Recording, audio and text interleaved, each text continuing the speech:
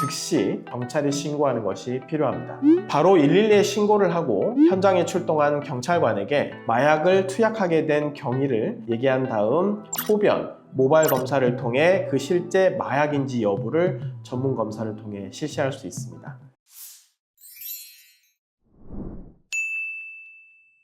안녕하십니까. 마약 전담 검사 출신 임성열 변호사입니다. 오늘은 나도 모르게 마약에 노출이 되었다면 어떻게 대처를 해야 되는지에 대해서 준비해 보았습니다. 일반적인 사람의 입장에서는 마약인 줄 모르는 게 말이 돼? 라고 궁금해 하실 수 있겠지만 실제로는 일반적으로 쉽게 접하게 되는 젤리나 사탕 등 형태로 마약을 상대방에게 속여서 주는 경우도 있기 때문에 여기에 대해서 주의가 필요합니다. 또한 최근에 태국이나 네덜란드, 포르투갈 같은 해당 현지에서는 일반적인 음식 형태를 띠고 있는 마약도 있기 때문에 본인도 모르는 상태에서 마약을 섭취하게 되는 경우도 있습니다. 따라서 이런 경우에는 저 이제 마약 사범이 되는 건가요? 어떻게 대처해야 될까요? 라고 궁금하실 때 그 대처 방법으로 필요하실 것으로 보입니다. 먼저 두 가지의 경우가 있을 건데요. 현장, 즉 범죄 현장에서 마약을 섭취한 즉시 이건 마약을 알아차리는 경우와 나중에 시간이 지나고 나서야 사실은 그게 마약이었구나 라고 느끼는 두 가지의 경우가 있을 겁니다. 범죄 현장에서 마약임을 알아차렸을 경우에는 상대방이 준 사탕이나 음료수, 음식을 먹었는데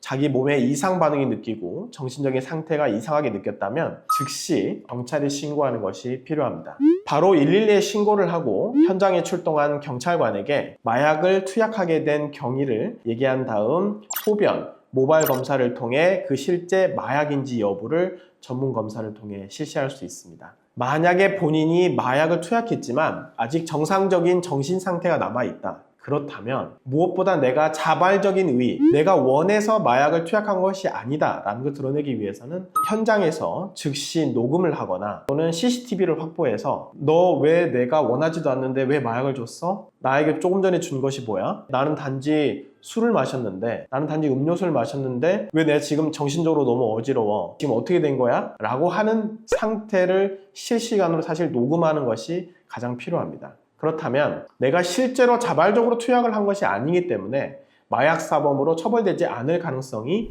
가장 높아지겠습니다. 두 번째는 그 현장에서 이탈이 된 지 상당 시간이 지났을 때 자신의 마약 투약 여부가 고민되는 것입니다. 일단 마약 투약 가능성이 있다면 가까운 병원에서 마약 검사를 받는 방법도 있습니다. 하지만 또 일반적인 병원에서는 전문 키트를 준비하지 않는 경우도 있기 때문에 저희 변호사 사무실로 직접 연락을 주신다면 현재 경찰청, 검찰청에서 사용하고 있는 마약 전문 검사 간이 키트를 한 장 상비하고 있기 때문에 언제든지 저희 사무실을 방문해 주신다면 현재 경찰청과 동일한 검사 키트를 통해 각종의 마약 투약 여부를 실시간으로 검사하고 확인할 수 있습니다. 또한 서울시 보건소에서도 마약을 검사할 수 있는 키트를 일부 준비해 놓고 있기 때문에 본인의 마약 여부가 걱정된다 또는 검사받고 싶다 했을 때에는 이를 활용할 수 있는 방법도 있습니다. 오늘 본인의 의도와는 달리 마약을 투약하게 된 경우를 알아봤습니다.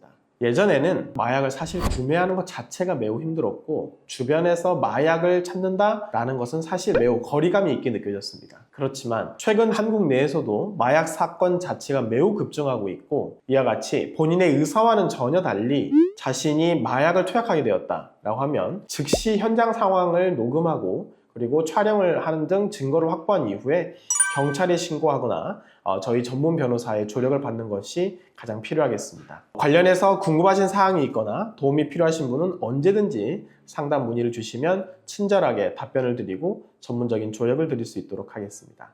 오늘도 시청해 주셔서 감사합니다.